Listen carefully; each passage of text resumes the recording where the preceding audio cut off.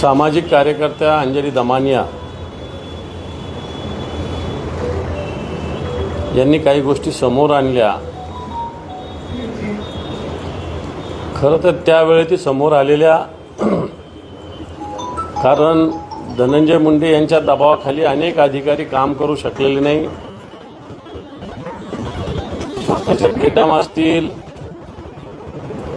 V Radha असतील, प्रामाणिक अधिकारी कृषी विभागात कामच करू शकलेले नाही, अशा प्रकारची स्थिती आहे।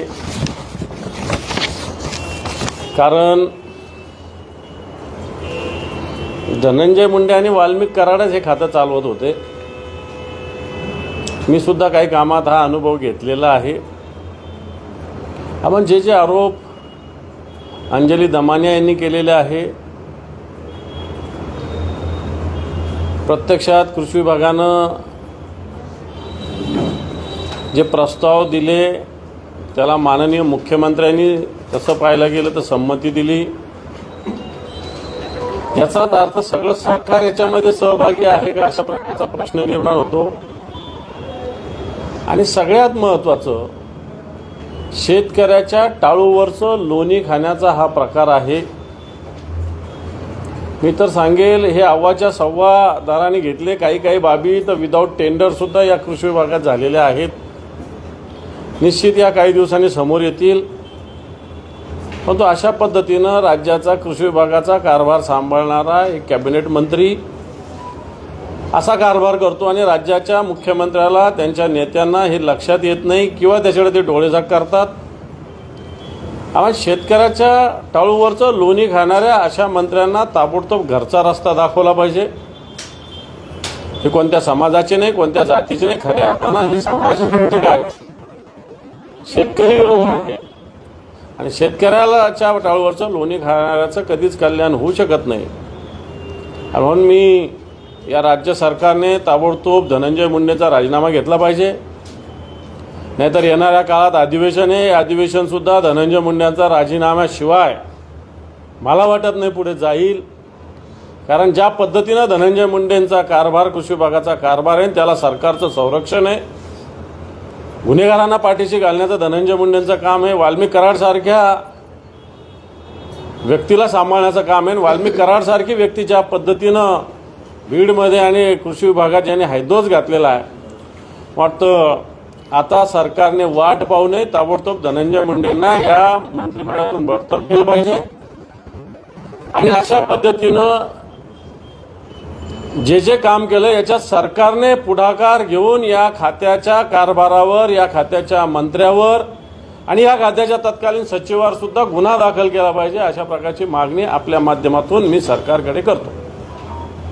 अजित पवारांकडे पण ते सगळं प्रकरण गेलं होतं आणि त्यानंतर तत्कालीन मुख्यमंत्री एकनाथ शिंदे यांच्याकडे प्रकरण गेलं होतं। त्या फाईलवर त्या सगळ्यांच्या साईन आहे आणि मग 24 तासात सगळं बदललं, निकष बदलले आणि ती खरेदीचा निर्णय झाला। मी सांगतो काय की अशा पद्धतीनं तुम्ही जर बघितले खालच्या स्तरावर तर 2-2, 3-3 लाखाचं काम मंजूर व्हायला 4-4 आणि 6-6 महिने लागतात। टेंडरच्या प्रोसेसमध्ये कित्येक बाबी अडकलेल्या असतात। असं असताना या बाबीला या सगळ्या गोष्टी लागू नये। एक, या बाबीमध्ये ज्या पद्धतीनं डीबीटीची अट बाजूला केली गेली, डीबीटी नाही जर करायचं तर त्याच्या पद्धतीनं ज्या समितीची मान्यता घ्यायची, या सगळ्या गोष्टी बाजूला केल्या गेल्या। याचा अर्थ सरकारची फसवणूक या विभागानं केलेली आहे, या विभागाच्या सचिवांनी केलेली आहे, या विभागाच्या मंत्र्यांनी केलेली आहे। आणि म्हणून या सगळ्यावर ताबडतोब गुन्हे दाखल झाले पाहिजे, यांच्यावर कारवाई झाली पाहिजे। दादा, हा घोटाळा काय बऱ्याच महिने वर्षाचा नाही आहे। अंजली दमानियाने आरोप केला की फक्त 4 दिवसात हा घोटाळा झाला। 4 दिवसाचा झाला तरी मागे अनेक घोटाळे बाहेर आले। पीक विम्याचा सुद्धा घोटाळा येणार का बाहेर येणार, कारण सगळ्यात जास्त बोगस पीक विमा बीडमध्ये उचलला गेला आहे आणि मला वाटतं कोणाच्या तरी आशीर्वादाशिवाय या गोष्टी होऊ शकत नाही। आणि लोकसभेची आचारसंहिता आणि त्याच्यानंतर सरकार राहील न राहील, केंद्रात कोणाचं सरकार येईल, आपल्यावर काय नियंत्रण असेल नसेल, या भीतीतून अशा पद्धतीनं या खात्यात 4 दिवसात अशा पद्धतीनं निर्णय घेतलेले। ज्या फाईल 4-4 महिने एका टेबलवर पडलेल्या असतात त्या फाईल सगळ्या फिरून 4 दिवसात कंप्लीट होतात। याचा अर्थ याच्यात निश्चित काळबेरं आहेच।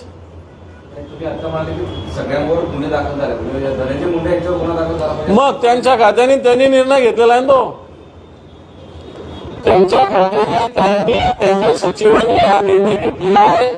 सगळ्या नोट्समध्ये अदलाबदल अफरातफर केली, आज एक लिहायचं उद्या एक लिहायचं। कोणत्या तरी दबावाखाली जर अधिकारी काम करत असेल तर त्यांना सुद्धा ते सुद्धा गुन्हेगार याच्यामध्ये। ह्या केसमध्ये ॲडव्हान्स पैसे दिले गेले सगळे। मी सांगतो काय, ह्या सगळा ठरवून केलेला प्रकार, हा सगळा प्रकार राज्याला, या राज्याच्या शेतकऱ्यांना फसवण्याचा प्रकार आहे। निश्चित राज्यातील जनतासुद्धा याला जबाब विचारेल आणि आम्ही विरोधी पक्ष म्हणून निश्चित जबाब विचारू।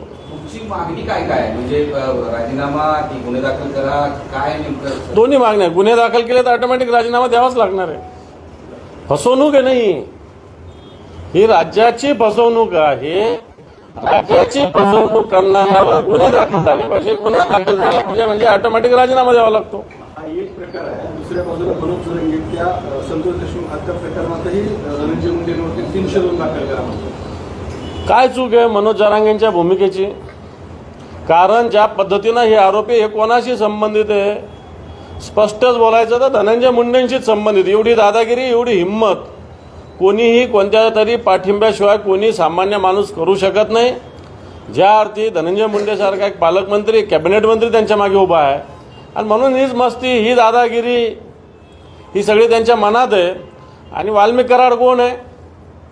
मागचा सगळा इतिहास बघितला, सगळा व्हिडिओ सगळं जर बघितलं तर सावली, धनंजय मुंडे आणि वाल्मिक कराड हे एकाच नाण्याच्या दोन बाजू, वेगळ्या बाजू थोडी आहेत।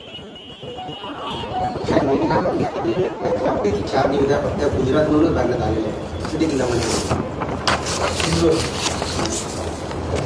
हे पहा, याच्यात पूर्णपणे इनलिगल आणि सगळं झालेलं आहे। त्याच्यामुळं याला मंत्री, त्या खात्याचे सचिव जबाबदार आहे। मी वारंवार तेच सांगतो, यांच्यावर कारवाई झाल्या पाहिजे, यांचे राजीनामे घेतले पाहिजे। वाल्मिक कराड आणि त्या सगळ्यांची हे पहा, इथं आज आमचे एक सचिव सूरज चव्हाण यांना आज न्यायालयानं जामीन मंजूर केला। काय आरोप यांच्यावर? संजय राऊत आमचे शिवसेना नेते, यांच्यावर काय आरोप आहे? अनिल देशमुख यांच्यावर काय आरोप होता? तरी ईडी इन्क्वायरी करते, यांना जेलमध्ये टाकते, यांना आतमध्ये टाकते। सूरज चव्हाण ज्या प्रकरणात अटक केले त्याच प्रकरणातले सगळे लोक शिंदे गटात काम करतात। आज त्या प्रकरणातले म्होरके शिंदे गटात काम करतात, त्यांच्यावर गुन्हा नाही आणि सूरज चव्हाणवर गुन्हा आहे।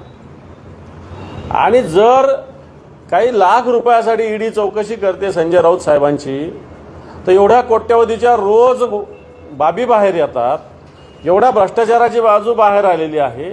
असं असताना ईडी झोपलेली आहे का? ईडी झोपलेली का हाच प्रश्न आहे। या सगळ्याच्या धनंजय मुंडे, वाल्मिक कराड यांची सगळ्या आर्थिक व्यवहाराची ईडी चौकशी झाली पाहिजे।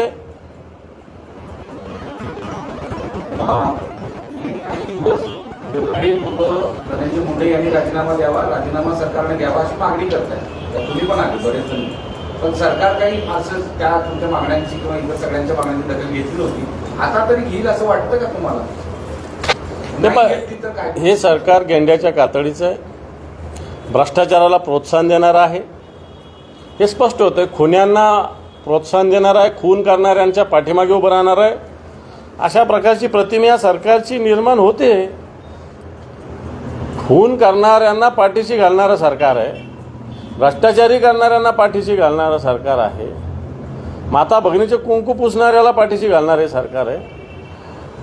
आणि मग ही प्रतिमा निर्माण होत असल्यामुळं निश्चित या सरकारचं नुकसान होतं। मी सरकारच्या मुख्यमंत्र्यांना विनंती करेल की धनंजय मुंडे या वृत्तीमुळं आपल्या सरकारची प्रतिमा आणि आपली सुद्धा प्रतिमा खराब होते। धनंजय मुंडेंचा आपण त्वरित राजीनामा घेतला पाहिजे।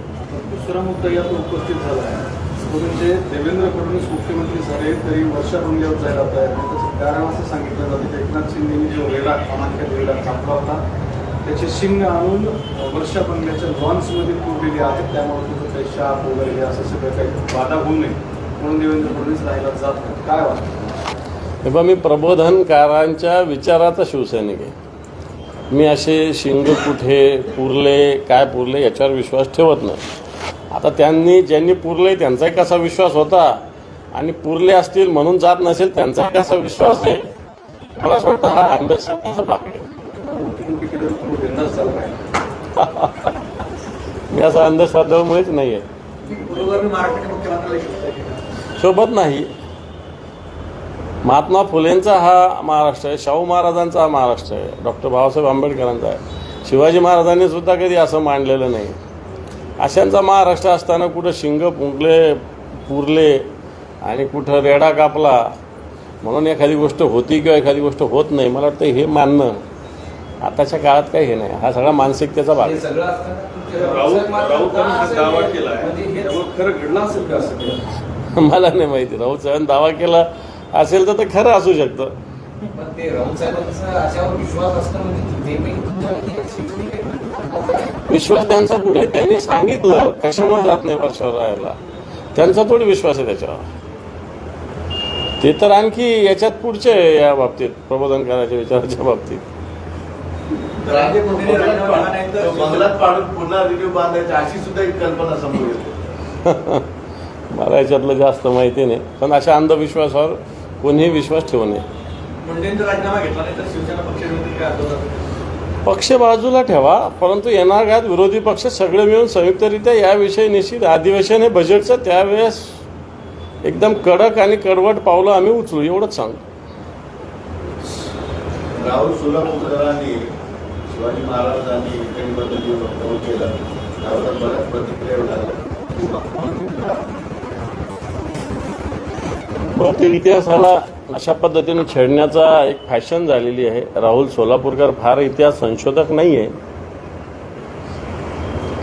केंद्रीय निवडणूक आयोगाने महाराष्ट्र निवडणूक आयोगाला मुंबई हायकोर्टाने नोटीस बजावली आहे दोन्ही आयोगाला की विधानसभेत संध्याकाळी 6 नंतर 76 लाख मतदान कसं झालं या संदर्भात याचिका दाखल होती, त्यानुसार नोटीस बजावली. बरोबर आहे, कारण मतदान केंद्रात त्या वेळेनंतर असलेल्या लोकांना टोकन द्यावं लागतं. जर 6 वाजेनंतर मतदान झालं तर पर मिनिट किती मतदान होतं आणि मग किती जणांनी मतदान केलं याचं निश्चित शहानिशा कोर्ट करतंय. मी कोर्टाच्या या भूमिकेचं स्वागत करतो, परंतु कोर्टाने नुसती भूमिका जाहीर करत असताना निश्चित त्याच्यात अंमलबजावणी करण्यासाठी सुद्धा गतीनं पावलं उचलावेत असं मला वाटतं. बीड जिल्ह्यामध्ये धनंजय मुंडे पालकमंत्री असताना ज्या काही प्रशासकीय मान्यता मिळालेली कामं आहेत किंवा 2 वर्षात जे काही मंजुऱ्या दिल्या होत्या त्याची चौकशी होणार. त्याच्यावर एक समिती झाल्याचं मी ऐकलं, वाचलं. अजितदादाने एक समिती केली. निश्चित या समितीनं निष्पक्षपणे पातीपणे काम केलं तर निश्चित याच्यातलं सत्य बाहेर येईल. मुख्यमंत्री फडणवीसांनी वॉर रूम संदर्भात एक बैठक बोलावली तर एकनाथ शिंदे गेले नव्हते, त्यामुळे पुन्हा एकनाथ शिंदे नाराज असल्याची चर्चा सुरू झाली. असं काही नाही, एखाद्या बैठकीला जाणं न जाणं काय मुख्यमंत्र्यांनी बोलवलेलं सगळ्याच बैठकीला जाणं जरूर थोडी असतं. अंधेरी दरम्यान आणखी एक वक्तव्य केलं, छगन भुजबळ वाट पाहत आहे जे धनंजय मुंडेचा राजीनामा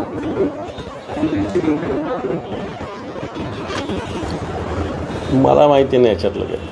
धनंजय मुंडे दोषी आहे, त्यांच्यावर कारवाई करावी एवढं मला माहिती आहे. चला, थँक्यू. नवी मुंबईत एका विशिष्ट धर्माच्या व्यक्तीनं कैसनाला ओव्हरटॅक करण्याच्या वादातून हेल्मेटनं मारून हत्या केली, तो आरोपी फरार झालेला. नवी मुंबईत चुकीचं आहे. धर्माचा याच्यातून असा होऊ नये. ठीक आहे, भांडण होतं, पण त्याला धर्माचा आधार नसावा. ज्यांनी कोणी घटना कृत्य केलं असेल त्याच्यावर त्वरित त्याला शोधून कारवाई करावी. थँक्यू. हे परवा DPCच्या कोण कोण होतं? तू पण होता ना? चांगलं आहे केलं त्यात.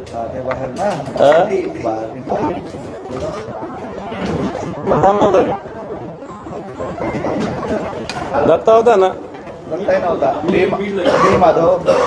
हां, मी आधीच म्हणतो.